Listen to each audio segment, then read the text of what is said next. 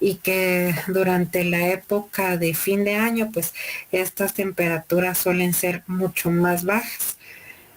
Eh, entonces acá vemos cómo estos factores climáticos pues son de gran relevancia y también aquí las precipitaciones, ¿verdad? Porque les decía la otra vez que en Guatemala al momento de llover, lo que llueve en un día es lo que tocaría que lloviera en un mes.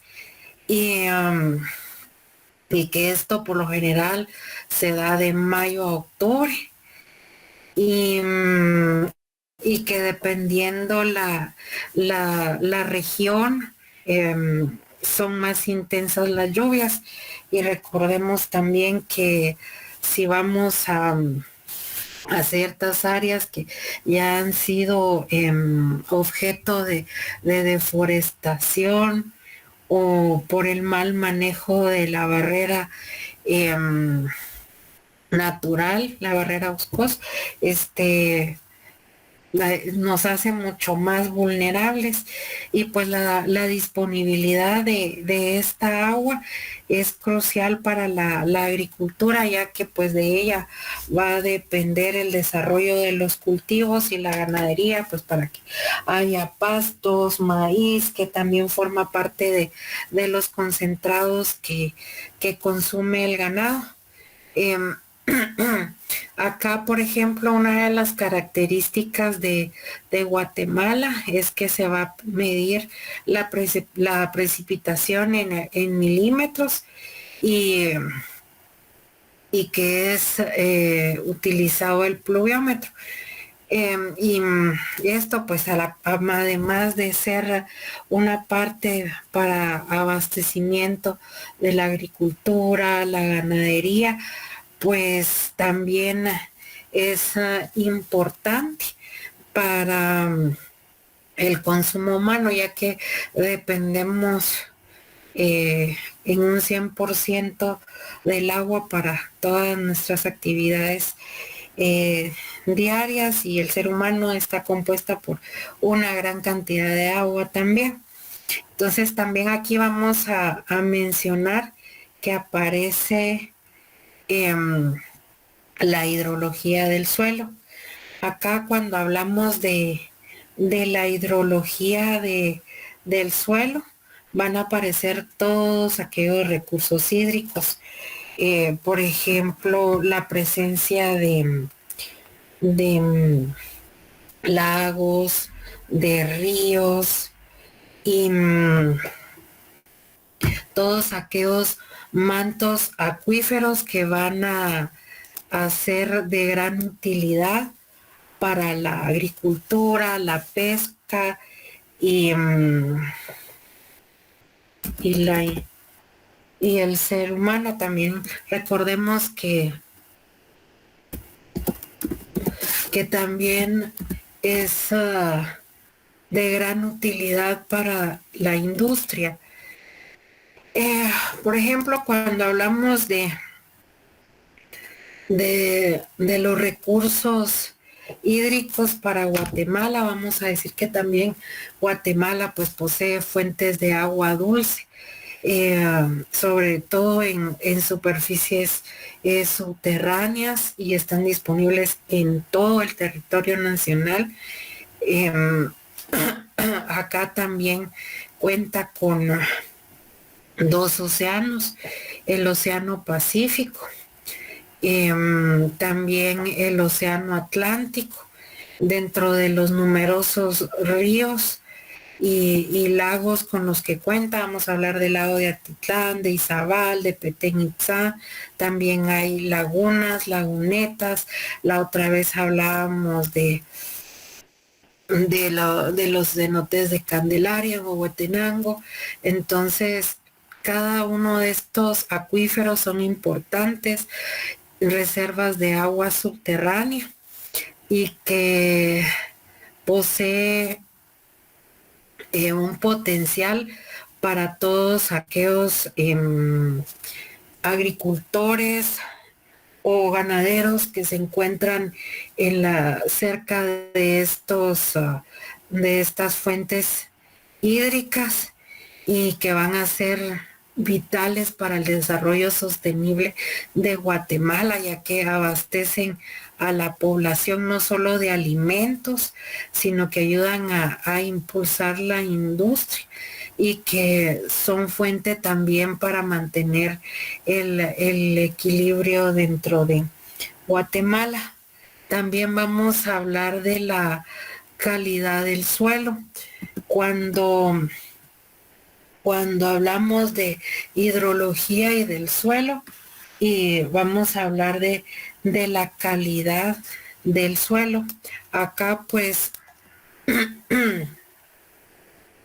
vemos que Guatemala también cuenta con una gran riqueza de suelo, pues les decía en la clase anterior, pues hay suelos arcillosos, hay suelos bastante fértiles en los cuales se puede sembrar y que por ende pues la economía de la zona puede estar en auge dentro de las distintas propiedades de estos suelos.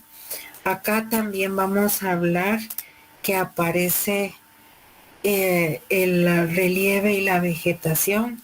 Cuando hablamos de relieve van a ser todas aquellas características del terreno, las montañas, las llanuras. Por ejemplo, si hablamos de montañas, tenemos los Cuchumatanes. Si hablamos de llanuras, tenemos en Chimaltenango, tenemos en Quetzaltenango también, y que estas pues afectan la accesibilidad y los métodos de cultivo, porque como bien sabemos en las regiones montañosas pues no se pueden sembrar los mismos cultivos al momento de no hacer una siembra adecuada, pues esto vulneran los mismos cultivos. Y por ejemplo, un terreno que sea plano siempre va a dar un cultivo de mayor calidad y va a ser mucho más productivo.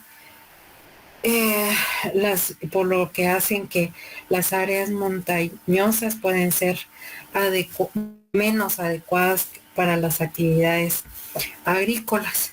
Y cuando hablamos de vegetación, aquí va a entrar toda la flora de la región, puede incluir la fauna, la agricultura y la ganadería. Cuando hablamos de esto, pues también Guatemala posee una amplia flora.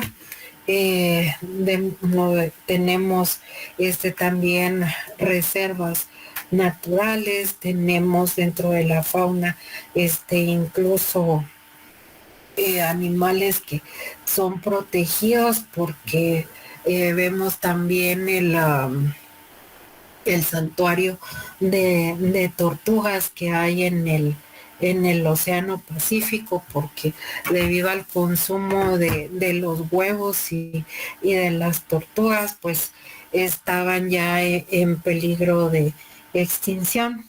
Y cuando hablamos, por ejemplo, de la localización de las poblaciones, acá vamos a decir que esta ubicación es importante porque nos va a permitir ver el desarrollo humano a través de cómo están estructuradas las poblaciones, las áreas de cultivo y cómo estas están fuertemente influenciadas por los factores físicos. Las comunidades tienden a establecerse en zonas donde las condiciones van a ser más favorables tanto para la agricultura como la ganadería. Eh, por eso en muchos lugares, ustedes donde no hay em, la agricultura como tal o terrenos ricos para ella o para la ganadería, ustedes en el trabajo se van a encontrar con que hay mucha inmigración y que los habitantes cada vez van disminuyendo. Entonces podemos decir que estos factores físicos van a ser determinantes en la geografía económica, ya que influyen en la posibilidad de desarrollo y en la organización de actividades económicas. Comprender esto pues nos va a ayudar a permitir realizar una mejor planificación, saber en qué condiciones se encuentra el entorno para una mejor gestión de recursos y ver qué regiones se encuentran todavía en, en un punto de desarrollo. Ahora bien, vamos a hablar también dentro de estos factores físicos que determinan la actividad económica, por ejemplo, de la dependencia de la agricultura. Acá, por ejemplo, la población agrícola va a depender de la agricultura. Se encuentra, como les decía, en zonas donde hay alta concentración de agua. Por eso el MAGA ha hecho distintos proyectos. Ustedes se van a encontrar, por ejemplo, que hay distintos proyectos para poder llevar a las distintas áreas o zonas donde el acceso al agua es difícil, hay regadíos para poder en estas zonas áridas, o por ejemplo como en el Progreso hay ciertos programas del MAGA para poder hacer producir estas tierras. Por ejemplo, es una zona en que se puede producir el limón y este es una, una planta que no requiere tanto cuidado, tanto consumo de agua. Entonces ellos a través de estos distintos programas, ellos logran incentivar la agricultura y a la vez que los pobladores pues tengan un recurso. Otra de las cuestiones también que se ha dado es que en distintos puntos de Guatemala se han ido sembrando maderas preciosas. Por ejemplo, el cedro, hay reservas de cedro que las pusieron a producir fincas dedicadas solo a esta madera preciosa y que luego de que transcurrió el tiempo de que el árbol llegara a su edad adulta y que ya se pudiera quitar, podar, entonces estos programas eh, vinieron, extrajeron la madera y ya estas fincas las vendieron para uso ya sea agrícola. Y si nosotros sabemos que este tipo de madera pues lleva un lapso bastante alto en cuanto se refiere a al tiempo que requiere para poder llegar a la edad adulta. Entonces, por ejemplo, el castañón que todos conocemos tuvimos la oportunidad de estudiar con él. Eh, Él pudo comprar una parte de una finca de estas y pues una de las metas que él tenía pues era sembrar mandarina. Desconozco si ya lo logró o no hacer.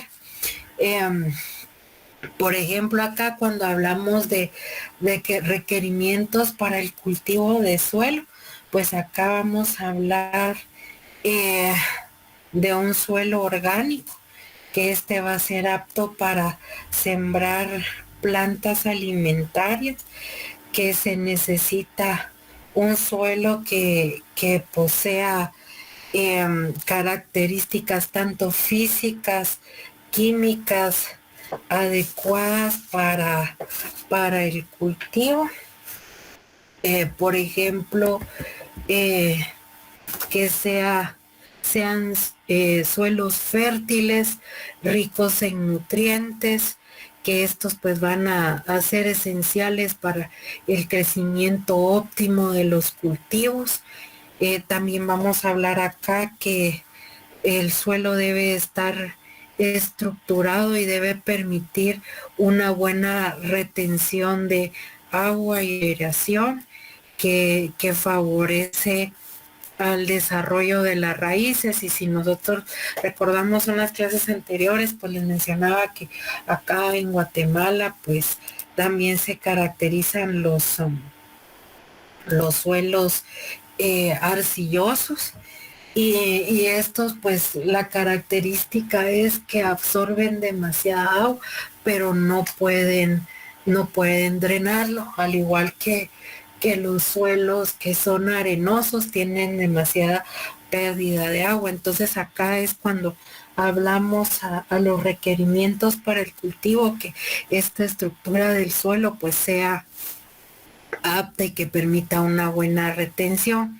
Acá también vamos a hablar de la falta de recursos hídricos y que esto también tiene un impacto en la escasez de agua, ya que afecta directamente la producción agrícola. Al no haber suficiente agua, pues los cultivos no pueden crecer adecuadamente, lo que impacta en la seguridad alimentaria y en la economía local. Otro de los factores que podemos mencionar es el factor hídrico, que acá vamos a hablar de hidrológico, perdón. Eh, Vamos a hablar de agua, de humedad, que incluye tanto la cantidad como la calidad de agua, y que esto pues va a ser fundamental para establecer la producción agrícola, que haya una gestión adecuada de los recursos hídricos, que va a ser esencial para maximizar la producción y garantizar la sostenibilidad en un largo plazo.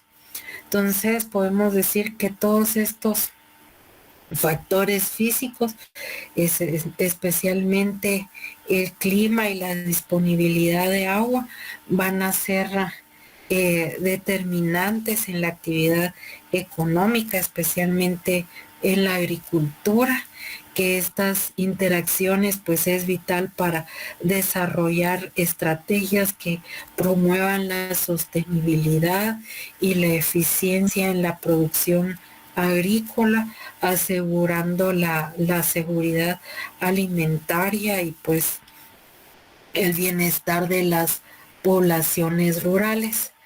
Em, pues con esto estaríamos concluyendo esta primera parte y ahorita nos tocaría un momento. Licenciada, ¿Manda? estas diapositivas nos las va a compartir en clase, ¿no? No, Majo, son las que ustedes pueden tomar aquí nota en clase. No, no nos las va a compartir. No, no, no.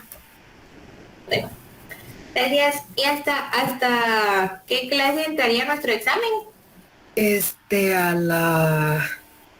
Ay, joles, ahorita le digo, hasta la clase del jueves 21, perdón, miércoles 20. A ver, bien. Ajá, o sea que ahorita todavía tenemos Todavía un falta. poquito para largo. Así que Gracias. tranqui, va a tener que estudiar un poquito más, Majo. Em, Acá, pues el siguiente em, tema a abordar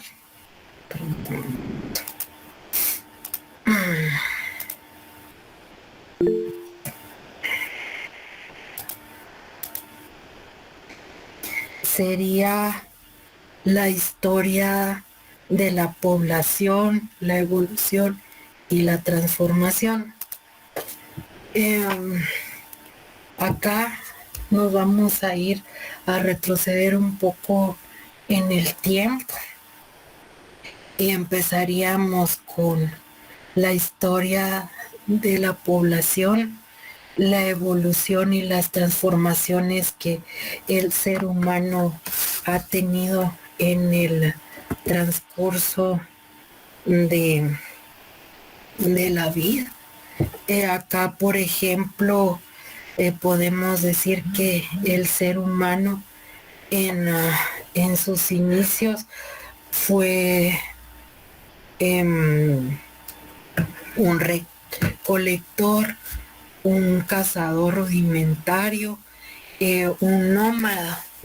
El estilo de vida en estas primeras etapas de la historia, pues los seres humanos dependían, recordemos, de los frutos silvestres que asentaban cerca de lugares que tuvieran afluentes de agua, que se alimentaban de distintos frutos comestibles. Entonces había una dependencia bastante a estos frutos y luego empieza la caza de animales, cómo se encargaban las personas, los hombres en este caso, de la caza, las mujeres y los niños de la recolección de frutos y plantas silvestres, y que este modo de vida pues tenía una relación directa con los recursos que disponía en ese momento en su entorno. Acá también vamos a hablar que habla del trabajo y del habla. Acá con el tiempo, pues la capacidad de trabajar y la comunicación verbal, pues se vuelven fundamentales. La cooperación entre los grupos va facilitando pues la caza y la recolección. También vemos cómo la evolución del lenguaje permite la transmisión de conocimientos y habilidades. Em, También vemos en esta época que marca pues un paso del ser humano para empezarse a organizar en sociedades de una manera pues más rudimentaria. También vemos que aparece la última glaciación, y que esta pues trae un impacto en la vida humana, ya que ocurre hace aproximadamente 12.000 años, tiene un impacto significativo tanto en los patrones de asentamiento como en las condiciones climáticas cambiantes que llevan a la búsqueda de hábitats, de recursos. También nos encontramos con las revoluciones estructurales.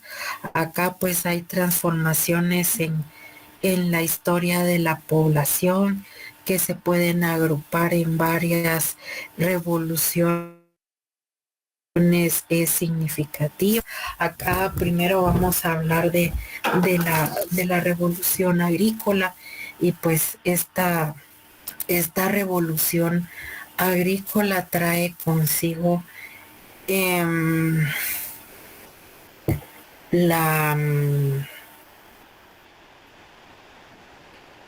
la el crecimiento de ay, permítame un momento.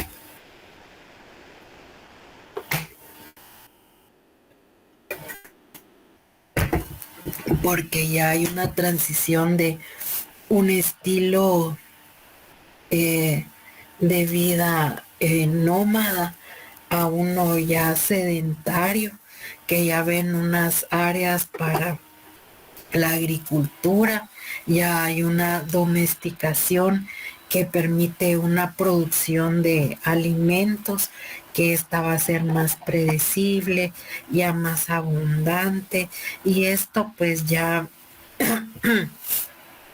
pasa a aumentar la población, y esto pues lleva consigo la reducción del riesgo de hambrunas, y con esta revolución agrícola pues se permite a las comunidades ya almacenar alimentos.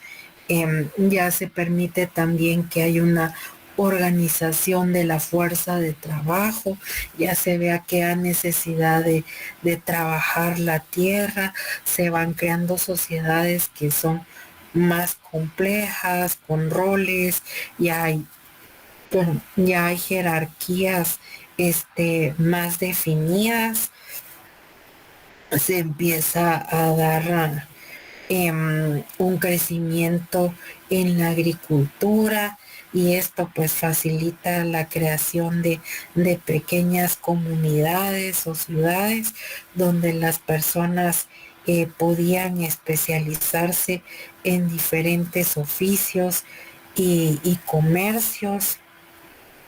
También acá pues con la revolución agrícola aparece también la revolución industrial. Em, Acá cuando hablamos de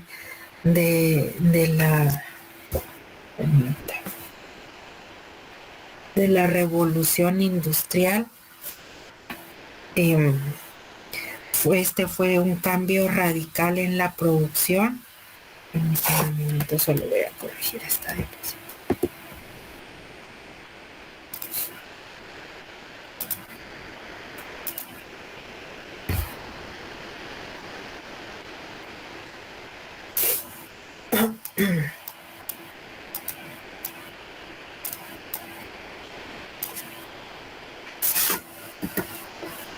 Acá pues ya aparece, como les decía, el crecimiento ya de las em, poblaciones, ya hay distintas fuentes de energía a medida que las sociedades evolucionan y comienzan a aprovechar diversas fuentes de energía. Aquí aparece ya la leña, el carbón, el agua, el viento. También hay un avance en el comercio, ya hay el desarrollo de estas ciudades, pues, y el crecimiento en la agricultura, pues esto lleva a un aumento en el comercio, tanto a nivel local como a larga distancia, y pues con esto ya se logra el impulso de la economía. luego de la revolución industrial, que fue un cambio radical para la producción. Acá aparece la mecanización, ya al existir esta mecanización, eh, ya hay uso de nuevas fuentes de energía, de que estas transforman tanto las economías agrarias e industriales, alterando radicalmente ya la estructura tanto social y económica. Y si nos vamos un poquito en el tiempo, pues esta revolución industrial inicia en Inglaterra por el siglo XVIII y transforma la geografía, la urbanización, la migración, ya se da la expansión de la economía capitalista, porque ya existen nuevas rutas comerciales, ya hay distintos medios de transportes como el ferrocarril que conectaba diferentes regiones, que facilitaron el intercambio de bienes. Aparecen también el desarrollo de las zonas industriales, eh, donde se concentran en áreas donde hay recursos naturales como el carbón, el hierro, y pues esto ayudó a desarrollar regiones muy específicas, por ejemplo, el Valle de Ruhr en Alemania. Entonces acá vamos viendo cómo esta revolución industrial pues ha ido marcando una serie de transformaciones. Em, Acá vamos a ver ya las etapas del crecimiento de la población, y vamos a hablar de la primera etapa, que sería del neolítico a la revolución industrial. Esta pues se da hace aproximadamente 10 millones de años, marcando el inicio de la agricultura y la domesticación de animales. Pues esta permite transformaciones, se dio en un periodo de revolución que permite la sedentarización de las comunidades. La agricultura proporciona un suministro de alimentos más estable. Esto permite un crecimiento de la población. Cuando hablamos de sedentarización, pues la agricultura permite a las comunidades pues establecerse, facilitando ya la formación de las aldeas, de las ciudades. Luego hablamos también de la Edad Media, que acá aparece la caída del Imperio Romano. Se produce un estancamiento en el crecimiento de la población debido a factores como guerras, plagas y hambrunas. En en esta primera etapa también está del neolítico, aparece a la edad, a la revolución industrial aparece la edad moderna, donde comienza a crecer nuevamente, aunque de forma irregular debido a cambios dentro de la agricultura y el comercio. Y acá vamos a hablar de que se dan factores opuestos al crecimiento poblacional, y aquí hablaríamos, por ejemplo, de el, um, el cambio el cambio climático, em, perdón, cambios de la alimentación eh, durante, permítame, durante Edad Media, la dieta era limitada ya que iba a depender de la producción local. Em, Voy a corregir, permítanme un momentito.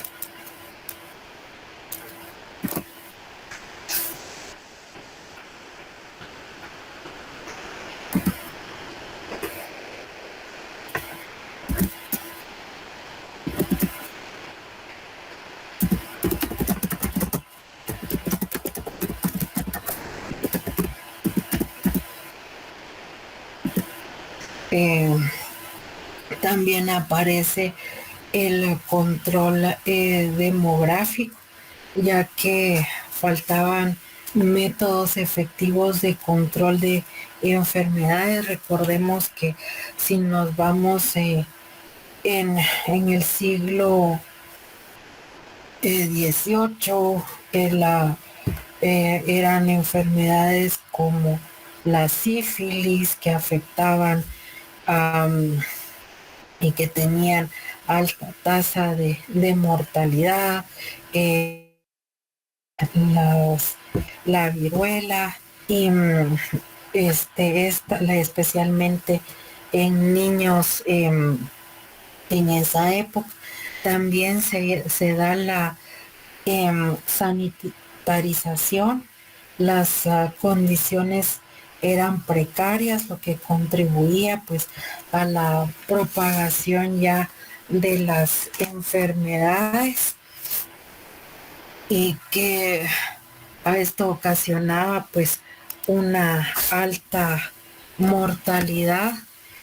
Em, Acá vemos que esta primera etapa del crecimiento del neolítico hasta la revolución eh, industrial estuvo marcada por cambios bastante significativos en la transición de la sociedad de nómadas a sedentarias, y que esto pues fue em, una de las causas de que hubiera un crecimiento demográfico, porque ya hubo una, una mayor, un mayor suministro de alimentos, y también había factores como las condiciones sanitarias y y estos conflictos pues limitan en épocas que vamos a ver posterior, que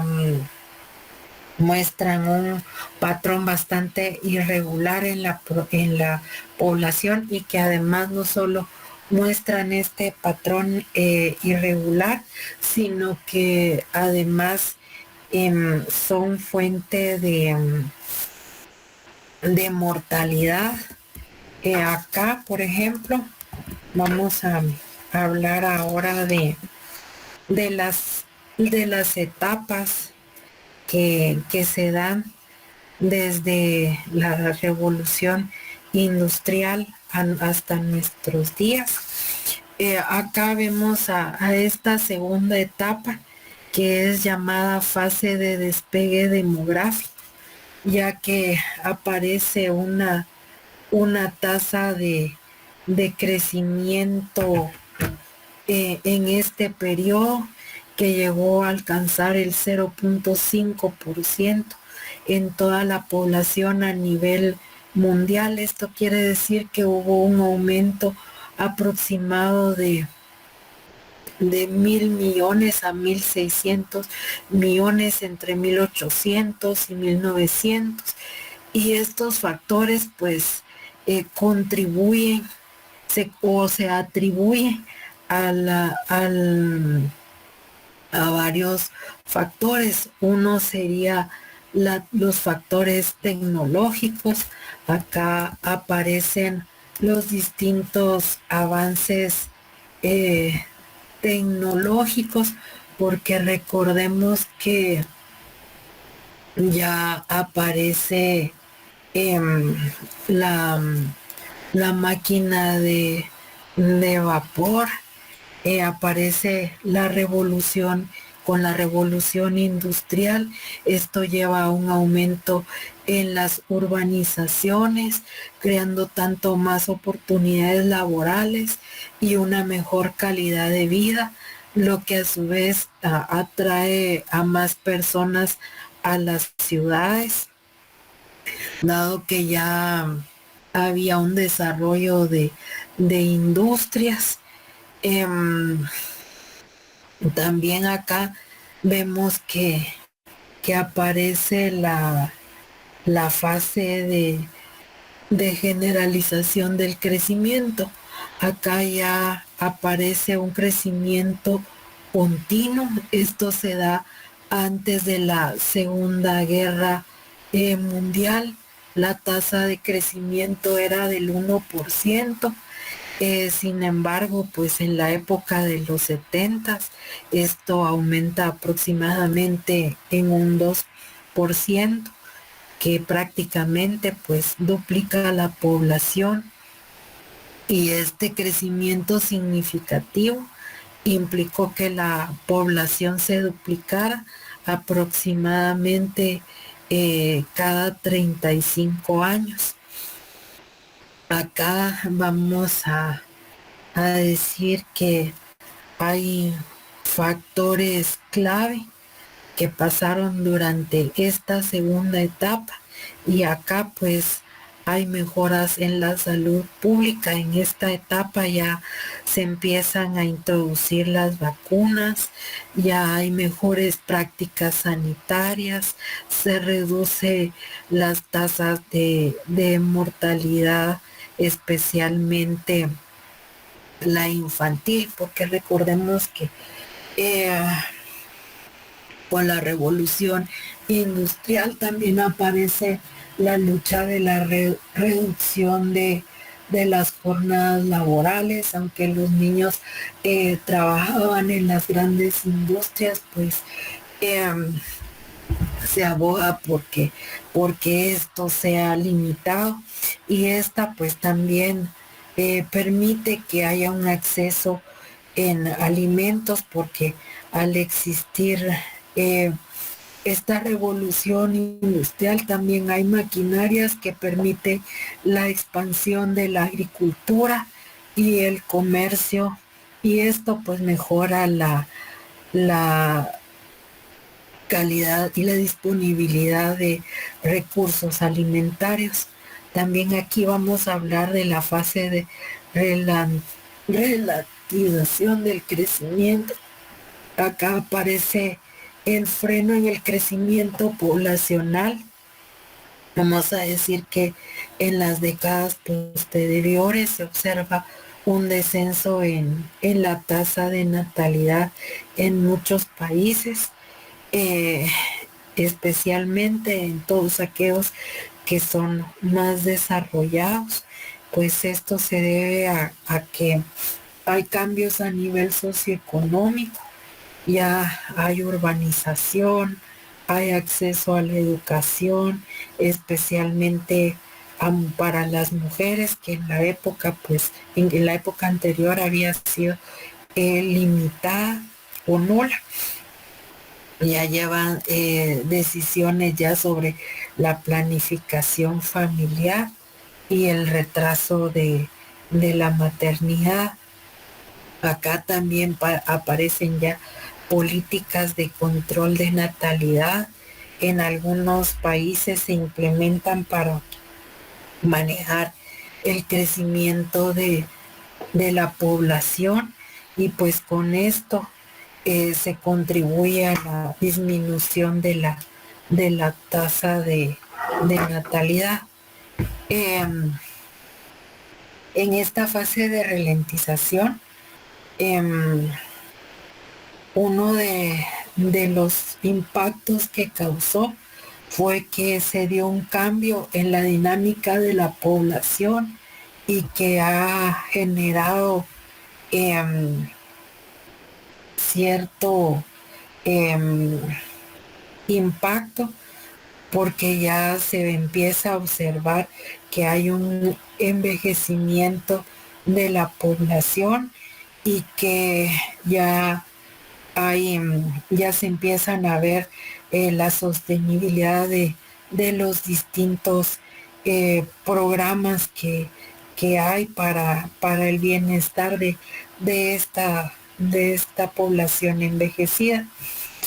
Acá con la revolución em, industrial hasta nuestros días, está marcada por las transformaciones significativas en la dinámica de crecimiento poblacional, desde un rápido aumento en la población debido a todos los avances que se dieron eh, tanto a nivel tecnológico como todas aquellas mejoras en la salud pública que llegaron a causar una desaceleración en las tasas de natalidad en las últimas décadas, y que estos cambios tienen un impacto bastante marcado tanto en la estructura social como en la economía y la política de los países.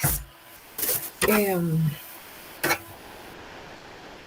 Acá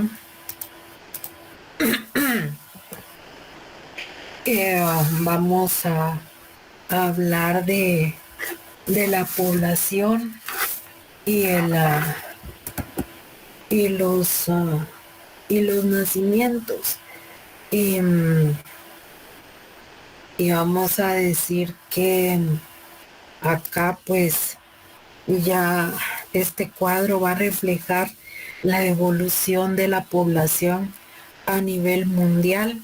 Acá los nacimientos y la esperanza de vida a lo largo de los diferentes periodos históricos. Vemos desglosados varios datos que vamos a ir viendo de forma detallada.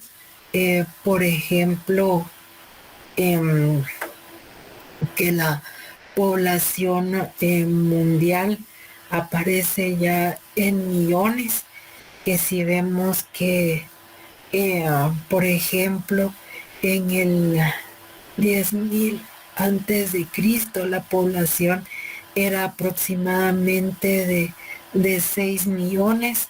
En esta época, pues si nos situamos, la mayoría de las personas vivían como cazadores, recolectores, lo que limitaba el crecimiento de la población. Y si nos vamos al 0 después de Cristo, la población solo se ve que aumenta a 252 millones.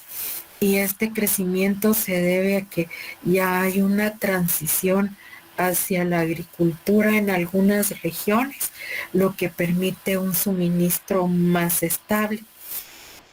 Y si vemos para 1750, acá la población alcanza los 771 millones, porque ya aparece la revolución agrícola e inicia la revolución industrial, y esto pues permite tener un impacto en la producción de alimentos y en la urbanización.